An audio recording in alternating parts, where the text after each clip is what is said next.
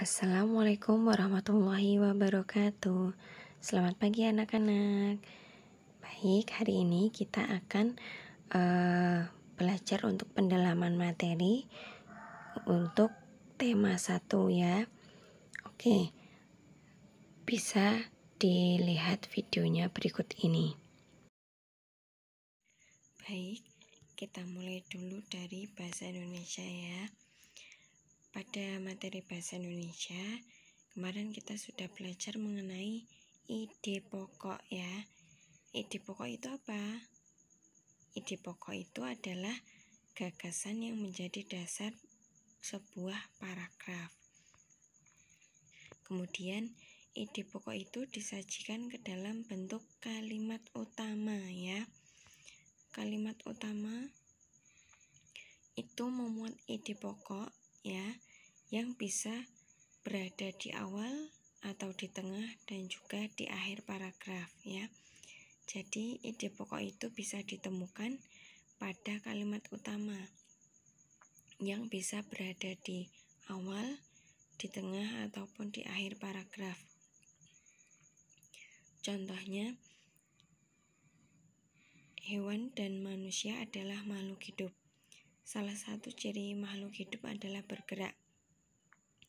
Bergerak adalah kemampuan berpindah tempat dari suatu tempat ke tempat lain, baik sebagian maupun seluruh bagian tubuh. Bergerak merupakan bentuk tanggapan tubuh makhluk hidup terhadap rangsangan yang mengenai sebagian atau seluruh bagian tubuh. Nah, pada paragraf tersebut dapat kita temui ide pokok paragrafnya, yaitu pada kalimat kedua, yaitu salah satu ciri makhluk hidup adalah bergerak. Jadi ide pokoknya ada di tengah ya. Oke, jadi ide pokok itu tidak harus di awal ya, tapi bisa juga di tengah dan juga di akhir. Baik, kemudian kita lanjutkan untuk materi yang PPKN. Kita lanjutkan untuk materi PPKN ya. Di sini mengenai pengamalan Pancasila dalam kehidupan sehari-hari ya. Sila pertama yaitu ketuhanan yang Maha Esa, dilambangkan dengan apa? Iya, dilambangkan dengan bintang. Contohnya antara lain membina kerukunan hidup di antara sesama umat beragama, saling toleransi dalam menjalankan ibadah agama masing-masing, dan juga saling menghormati ya. Kemudian sila kedua bunyinya kemanusiaan yang adil dan beradab, ditandai dengan lambang apa? Iya, lambang rantai ya. Oke, contohnya bersikap tenggang rasa, tidak semena-mena terhadap orang lain, suka melakukan kegiatan kemanusiaan, menjunjung tinggi nilai-nilai kemanusiaan, dan juga berani membela kebenaran dan keadilan. Kemudian sila yang ketiga yaitu Persatuan Indonesia, dilambangkan dengan pohon beringin. Contohnya adalah mengamalkan Bhinneka Tunggal Ika, kemudian memiliki rasa cinta tanah air dan juga bangsa. Ya, kemudian dilanjutkan sila keempat yaitu kerakyatan yang dipimpin oleh hikmat kebijaksanaan dalam permusyawaratan perwakilan, ditandai dengan lambang kepala banteng. Ya, benar sekali. Kemudian contohnya adalah tidak memaksakan kehendak diri kepada orang lain, kemudian mengutamakan musyawarah untuk mencapai mufakat, kemudian mengutamakan kepentingan bersama saat musyawarah, dan bisa juga mengutamakan kepentingan umum di atas kepentingan pribadi. Oke, kemudian dilanjutkan dengan sila yang kelima, yaitu keadilan sosial bagi seluruh rakyat Indonesia yang dilambangkan dengan padi dan kapas. Contohnya adalah menghormati hak orang lain, suka membantu orang lain, menjaga keseimbangan antara hak dan kewajiban, dan suka bekerja keras. Oke, dilanjutkan materi PPKN yang kedua, yaitu mengenai bentuk-bentuk keputusan bersama. Ya, keputusan bersama itu bisa di lingkungan rumah, di lingkungan sekolah, di lingkungan masyarakat, ya. Nah, ini yang Ustazah contohkan adalah bentuk keputusan bersama di lingkungan sekolah. Yang pertama bentuknya yaitu voting. Voting adalah pengambilan keputusan yang dilakukan dengan cara pemungutan suara.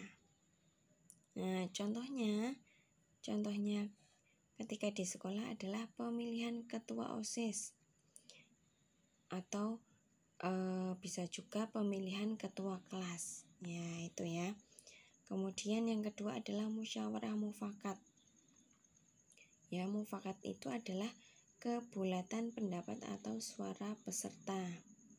Contohnya dari musyawarah mufakat yang ada di sekolah adalah penentuan jadwal piket. Kemudian bisa juga penentuan tempat untuk study tour, ya. Kemudian bentuk keputusan yang ketiga adalah keputusan aklamasi, yaitu keputusan tanpa melalui pemungutan suara terlebih dahulu karena peserta memiliki pendapat yang sama. Ya, jadi tidak ada voting ya, karena pendapat dari seluruh peserta itu sama. Kemudian yang keempat adalah keputusan mayoritas. Mayoritas itu adalah sebagian besar ya. Jadi keputusan mayoritas adalah keputusan yang diambil dari hasil pendapat sebagian besar atau mayoritas peserta musyawarah. Kemudian kita lanjutkan untuk materi IPA. Yang pertama, klasifikasi hewan avertebrata. Contohnya adalah serangga, ubur-ubur, cumi-cumi, dan cacing. Kemudian klasifikasi hewan vertebrata yaitu Pisces, reptil, amfibi, aves, dan mamalia ya. Kalau Pisces itu adalah ikan. Kalau reptil contohnya apa? Kalau reptil contohnya ya ular ya. Kemudian amfibi contohnya katak. Kemudian aves contohnya burung ya. Dan mamalia itu adalah hewan yang menyusui atau hewan yang melahirkan ya. Oke, kemudian dilanjutkan dengan macam-macam otot. Macam-macam otot ada 3. Otot polos yaitu otot tanpa kesadaran manusia.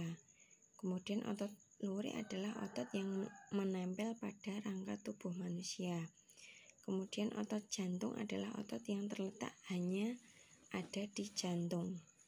Ya, kemudian kita lanjutkan macam-macam kelainan tulang. Ada fraktura atau patah tulang, kemudian polio, kemudian osteoporosis, fisura atau retak tulang, kifosis, kemudian lordosis, dan juga skoliosis. Kemudian dilanjutkan dengan macam-macam penyakit otot manusia. Macam-macamnya ada hipertrofi, kemudian sakit pinggang, ada atrofi, kemudian ada keseleo, kemudian ada stiff atau kaku leher, dan masih banyak lagi. Di sini yang Ustazah jelaskan yaitu stiff ya atau kaku leher, yaitu kelainan otot yang terjadi karena adanya peradangan otot trapesius leher akibat gerakan yang salah atau menghentak secara tiba-tiba. Kemudian yang Ustazah jelaskan ada satu lagi yaitu keselio ya atau terkilir, yaitu kelainan yang terjadi karena kerja otot antagonis yang menyebabkan ujung tulang tidak kembali pada tempat semula. Kemudian dilanjutkan dengan materi IPS ya. Nah, yang Ustazah jelaskan yaitu berdasarkan letak geografisnya, Indonesia berada di 2 benua, yaitu benua Asia dan benua Australia, dan juga diapit oleh 2 samudra, yaitu Samudra Hindia dan Samudra Pasifik. Kemudian dilanjutkan dengan garis Walase ya, atau sering dikenal dengan garis Wallacea, yaitu garis yang memisahkan fauna bagian barat dan tengah. Kemudian kalau garis Weber yaitu garis yang memisahkan fauna bagian tengah dan timur. Ya, jadi perbedaan garis Wallacea dan juga garis Weber yang sudah Ustazah jelaskan tadi ya. Kemudian dilanjutkan dengan ciri-ciri keragaman budaya lokal Indonesia. Ciri-cirinya bisa pada keberagaman suku bangsa, bahasa, agama, seni, dan budaya.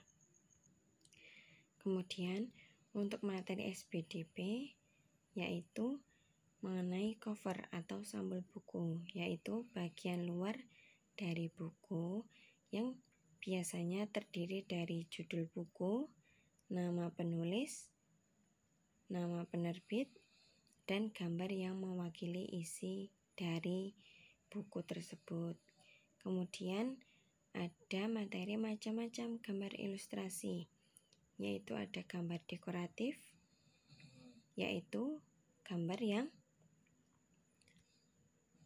apa? Dekoratif. Gambar yang memiliki keindahan atau estetika ya. Kemudian kalau realis itu adalah gambar yang bagaimana? Realis itu adalah apa? Ya, gambar yang menggambarkan kenyataan alam yang sebenar-benarnya, senyata-nyatanya gitu ya. Kemudian yang ketiga adalah kartun. Kartun itu adalah gambar yang lucu ya. Kemudian karikatur yang terakhir, yang keempat karikatur, yaitu gambar yang melebih-lebihkan, biasanya berisi sindiran ya. Nah, baik, mungkin itu saja untuk pendalaman materi pada tema 1. Tetap semangat dalam belajar ya. Jangan lupa sholat 5 waktu dan berdoa agar diberikan kelancaran ketika melaksanakan kegiatan PTS semester 1 ini. Mungkin itu saja dari Ustazah. Kurang lebihnya Ustazah mohon maaf. Assalamualaikum warahmatullahi wabarakatuh.